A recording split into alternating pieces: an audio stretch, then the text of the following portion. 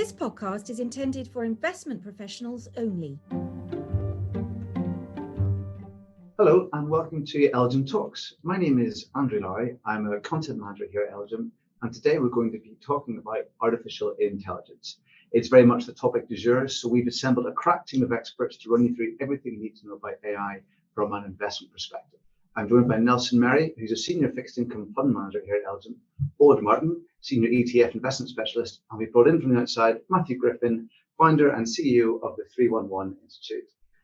Nelson, I'd like to begin with you and to get an overview of the technical side of AI here. First of all, let's define our terms. What are we talking about when we talk about artificial intelligence? Hi, everyone. Yeah, sure. So it's, in a very simplistic way, you can say that artificial intelligence or AI for short is mainly software that mimics and generates human behaviors. So it can be done in many different ways, like think planning, generating ideas, using location awareness, understanding speech and visuals, and decision making, of course. With normal software, we're the ones that define the rules and conditional logic so to automate what we want the software to do. With AI, it actually doesn't need any of these predefined human rules, and it can generate them itself. And there's been a huge uptick in interest this year centered around large language models, in particular ChatGPT. Can you give us a brief overview on how they work in layman's terms? Sure. So most people at this stage, I think, will have heard about ChatGPT, which is probably the highest profile front end these days for large language model. In this case, the underlying model is called GPT-4, which is an iteration of a previous model. And essentially, a large language model is nothing more than an AI model trained on a very large data set, which is capable of understanding and generating human-like text or language. This makes it very popular because it's an easy entry point to the AI world and its benefits and applications. Large language models typically consist of an artificial neural network, which is something that's been around for a while, which has sometimes billions of parameters, and GPT-4 reportedly actually has gone over the 1 trillion parameter model and trains its learning on large quantities of text. One thing that might surprise people is that when ChatGPT was launched, the underlying model was still in the GPT-3 generation, which was, I think it was about 18 months old at that point, which is quite a long time period in AI terms. And obviously you mentioned GPT-4 has come to market more recently. Do you think this trajectory of progress will continue? Is it going to be an exponential curve? Yeah, my short answer is I strongly believe that yes, we'll see a similar trajectory for at least the foreseeable future. We're only in the beginnings of this massified AI and its applications, and as their applications and potential increase, so will the software will have a tendency to evolve. I certainly see it having a similar path to what we saw on hardware, meaning computers and that sort of thing. That if you think about it in the beginning, there would be huge machines that would take several stories high, in terms of volumes, and did some things that were deemed amazing back then, but were actually extremely simple and for today's standards. Most of us now carry a smartphone that actually is, multiple thousands of times, or perhaps even higher, more powerful than these first computers. So I certainly see something similar to, for those that know Moore's law, happening in the AI space, which is kind of an easy prediction since software and hardware go in tandem. As devices become more powerful, so they can process more data and in a faster way. This is important for AI because machine learning, which is a type of AI that enables computers to learn from data, to rely on large data sets to be effective. So the more data an AI system has to work with, the better it can learn and faster it can learn.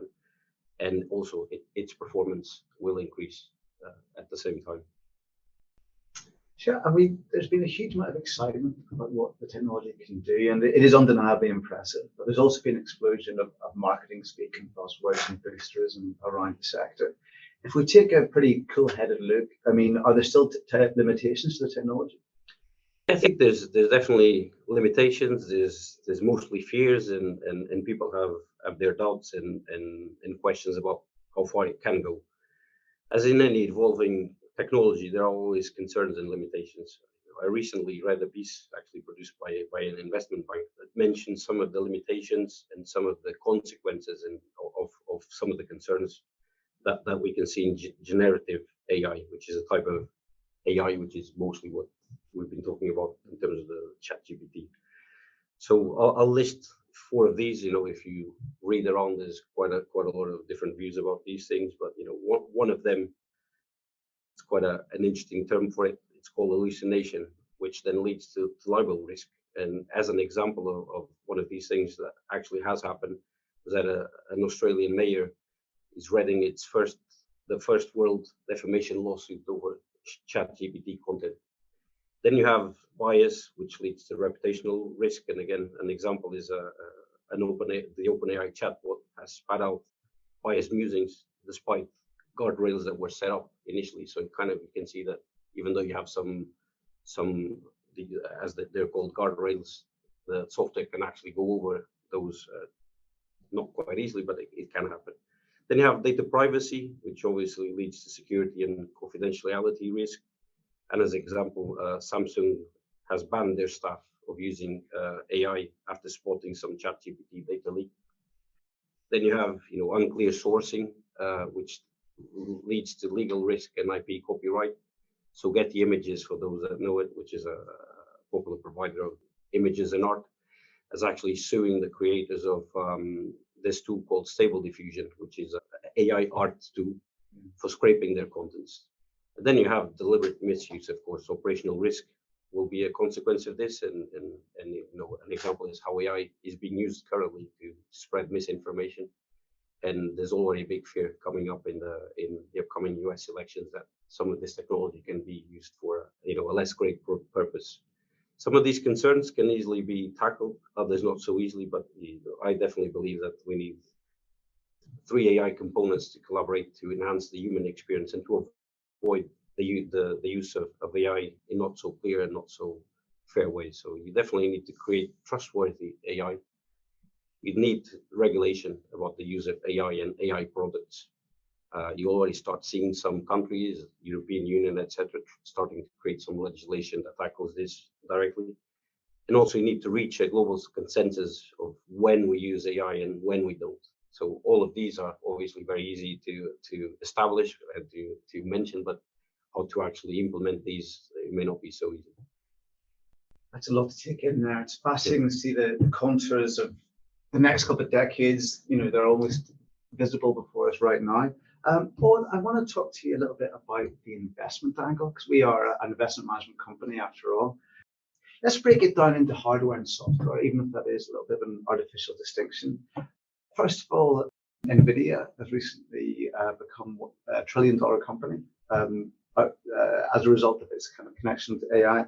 Why are chip makers like NVIDIA such a core way to invest in the AI theme in a way that maybe other tech firms aren't?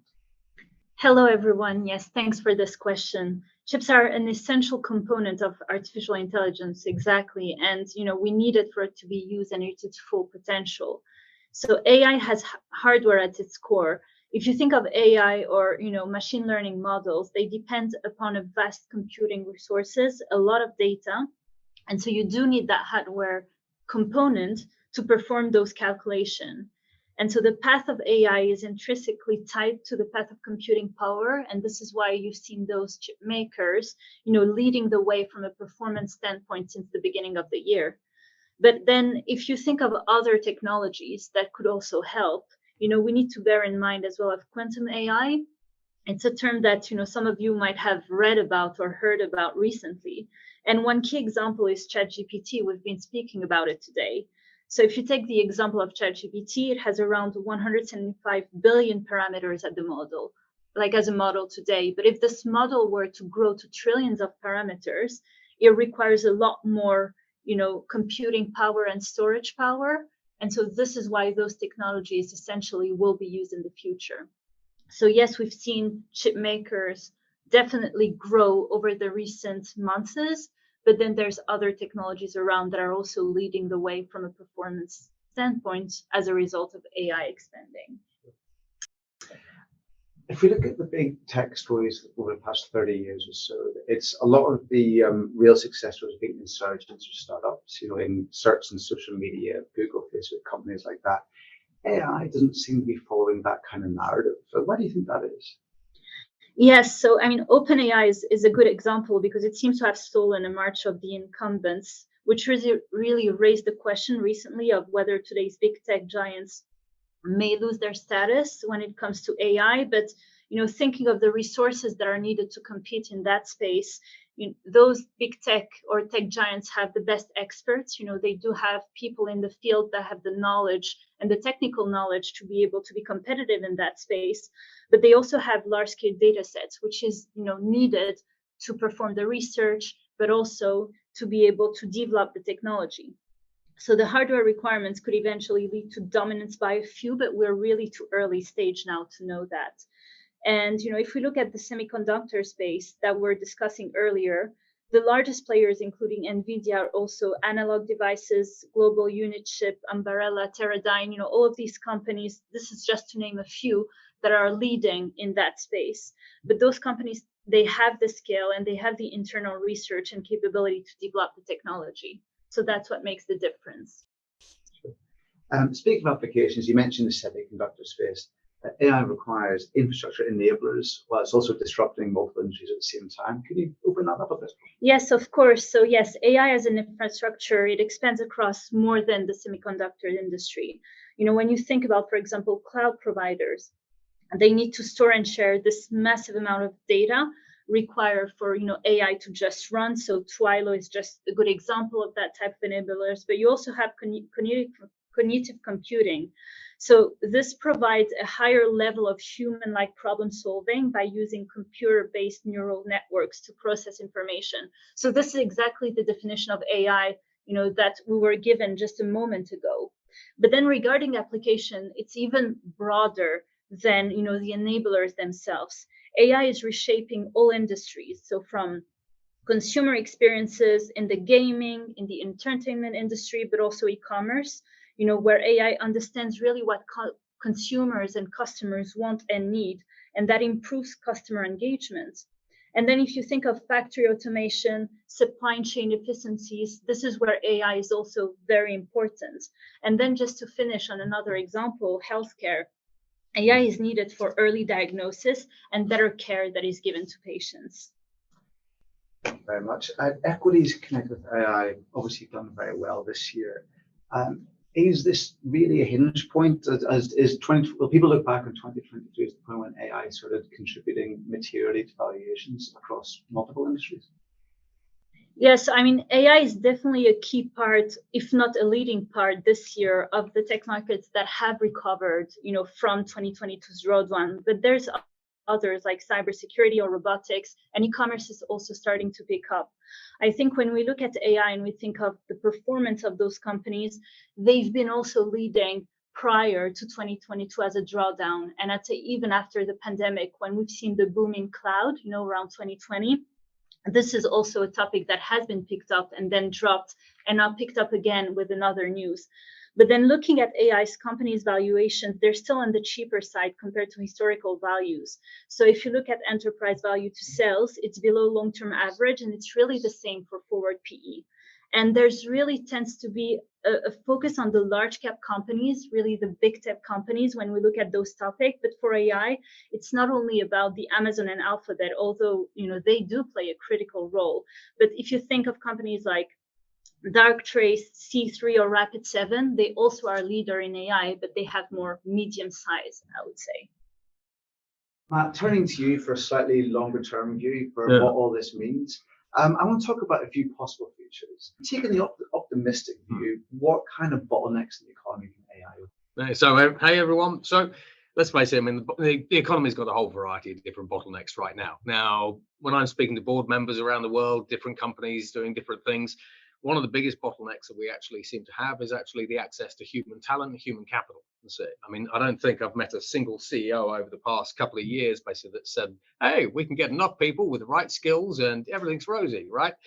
Now, when we have a look at AI, on the one hand, we can actually use technologies like these large language models, ChatGPT, Google Bard. We've got Claude coming up because we need to give them funky names.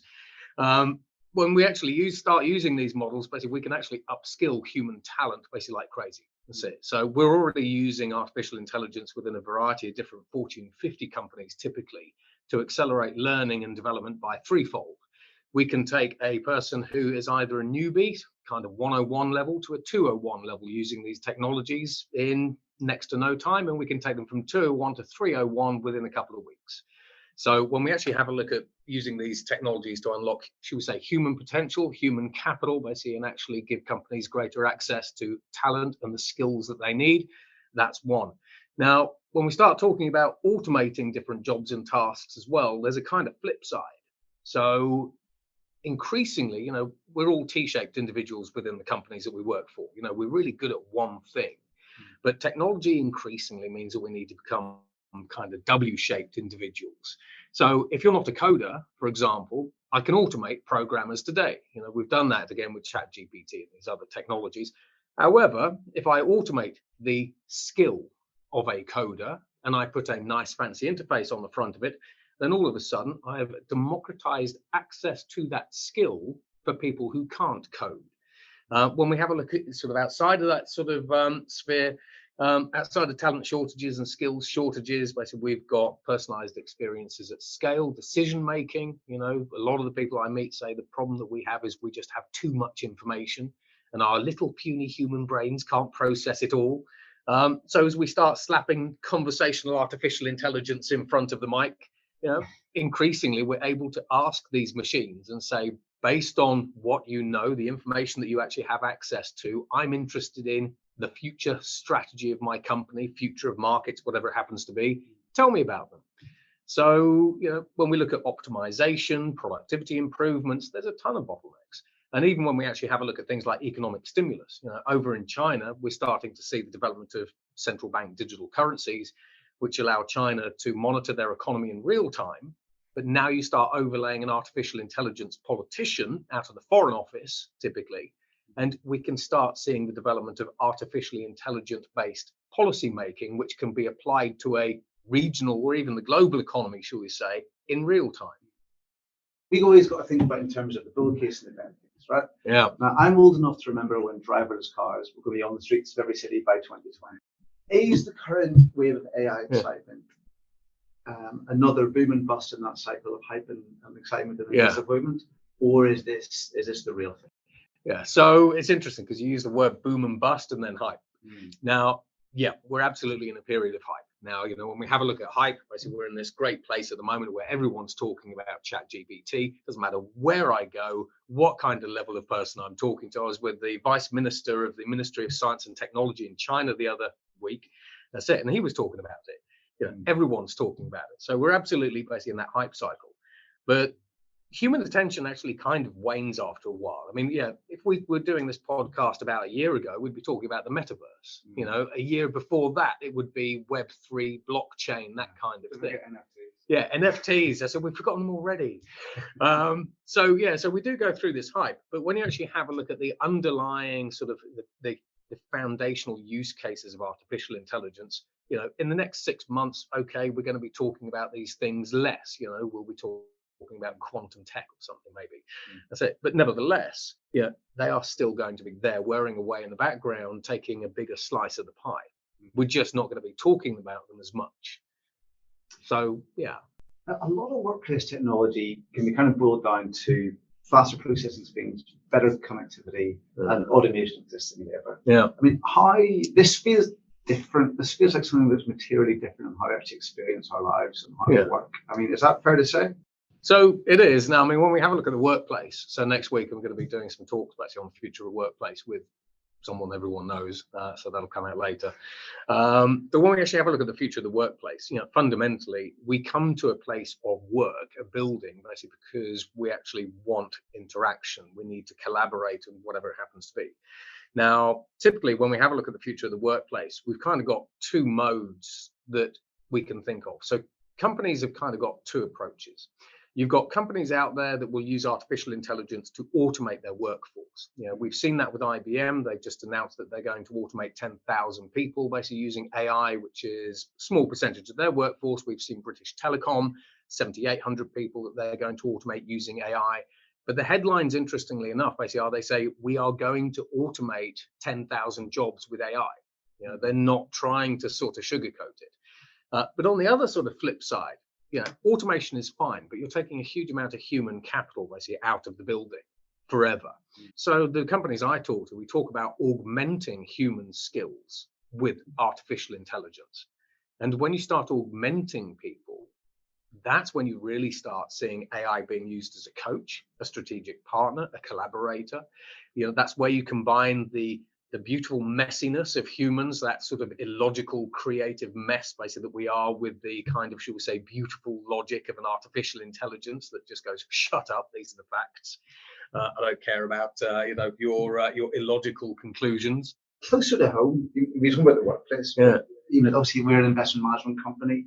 What kind of impact do you anticipate AI having on how our industry operates and how we go about our business? So am I out of a job? Yeah. So one of the questions I get asked that question quite regularly. Now, this is where we look at sort of Maslow's hierarchy, for example. Now, when we have a look at, say, Robin Hood investors, inevitably artificial intelligence can actually just automate wealth advisors and investment managers. We've seen that basically with a couple of UK companies, actually, because they said these AIs are producing better returns, basically, and actually they cost a lot less. So everyone in the investment management space quakes in their boots. But when we start going up the stack, having a look at high net worth individuals, HNWs, UHNWs, they don't want to be talking to an artificial intelligence. They still very much want to actually see a human, slap someone around the face and say, why did you get me to invest in that? And all these kinds of different things. So the use of artificial intelligence within the investment management space firstly comes down to what kind of demographic are you actually serving? But secondly, when we have a look at, when we actually have a look at it, increasingly we can use AI basically for decision making, data mining at scale, and all kinds of different things. Some of the other things, 7 years ago, I was sitting in front of Bloomberg and saying, hey, in the future, these AIs are going to be able to create their own content, and was going to be talking about the dissolution of trust. And everyone basically at Bloomberg at that point was like, oh my God. When we actually have a look at some of these artificial intelligences, as we humans rely more on these AIs for investment data mining, data decision making, and everything else, by 2030, it's estimated that 10% of the internet is going to be 10% of the data on the internet is going to be generated by AI. Now, if you're starting to suck in data that you haven't validated, you haven't confirmed is actually authentic and accurate and everything else as an investment manager, your portfolio models basically are going to be skewed. So we call this model collapse. So while basically there are lots of different sort of productivity and efficiency things that we could actually go into, I think realistically, the biggest impact is going to be really around automation, access to information and patterns, and the danger that we have when we put too much faith in artificial intelligence decision making. Well, that's a huge amount to take in, a lot of ground covered in not a lot of time. So just to wrap up, I'd like to go around the table. Many people may not be as familiar with this topic as you guys are. So I'd like to just go around with it. If you've got one takeaway for someone who's maybe heard a bit about AI in the background on the radio, but otherwise isn't too clued in, what kind of key point would you like to make? Nelson, you go first. Yeah, sure. I think, being very, very short in my answer, I think these are undoubtedly very exciting times. I think it's, as Matt said, there's a lot going on. There's a lot of pros and cons. There's a lot of even learning on how to use these tools. So I think, I'm very excited for the next 10 years or so and see how all of this pans out. Go ahead. Yeah, I think one key takeaway for me is that, AI is not just what you hear in the news. AI is a lot more than, ChatGPT or the BBC headline or, any news that you might read on a regular basis. It really impacts every aspect of our lives as individuals, as companies, even as governments and public infrastructure. So, I think it's important to bear in mind that it touches all industries from, as I said earlier, e-commerce, healthcare, really industries that are key and important for us as, patients and consumers, for example. But also that's why we believe AI is a long-term theme. Go and access a platform like ChatGPT. If you haven't, basically go and thump in a load of questions, talk to it and everything else, kind of put the saddle on the bull, as we say. But then secondly, also as adults, because mostly adults basically listening to this podcast, realize the limitations of your own creativity. Now, what I mean by that is what you have an artificial intelligence that gives you access to all of the world's knowledge. It's got 1,000 times more general knowledge than any human brain, a verbal IQ of 155, and it learns 300 million times faster than the human brain. So you have a system that has access to all the world's knowledge. Now, try to think of more than 5 questions to ask a system that has access to 1,000 times more general knowledge than any human on the planet. And all of a sudden, we start realizing the limitations of adult creativity, because we'll ask the first 5 questions and then we'll really start thinking, what do I ask it now? So this is where we can use these AIs increasingly to broaden our own horizons, improve our own creative potential, and actually do new things in new ways. It's a brave new world. Thank you very much, everybody. Thank you. Yeah, thank you. Thank you. Cheers, everyone. As a reminder, this podcast is intended for investment professionals only and shouldn't be shared with a non-professional audience. This podcast should not be taken as an invitation to deal in legal and general investments. Any views expressed during this recording belong to the individuals and are based on market conditions at the time of the recording and do not reflect the views of legal and general investment management. Forward-looking statements are by their nature subject to significant risks and uncertainties and are based on internal forecasts and assumptions and should not be relied upon. Where individual stocks are mentioned, these do not constitute a recommendation to buy or sell any security and are for illustrative purposes only. Legal and General Investment Management Limited is authorised and regulated by the Financial Conduct Authority. For full terms and conditions, please visit our website. To find more content, you can check us out on Twitter, LinkedIn, and our website. Copyright 2023. Legal and General Investment Management Limited. All rights reserved. No part of this publication may be reproduced or transmitted in any form or by any means, including photocopying and recording, without the written permission of the publishers. This material is issued by Legal and General Investment Management Asia Limited, the Licence Corporation BBB 488, regulated by the Hong Kong Securities and Futures Commission, for professional investors only.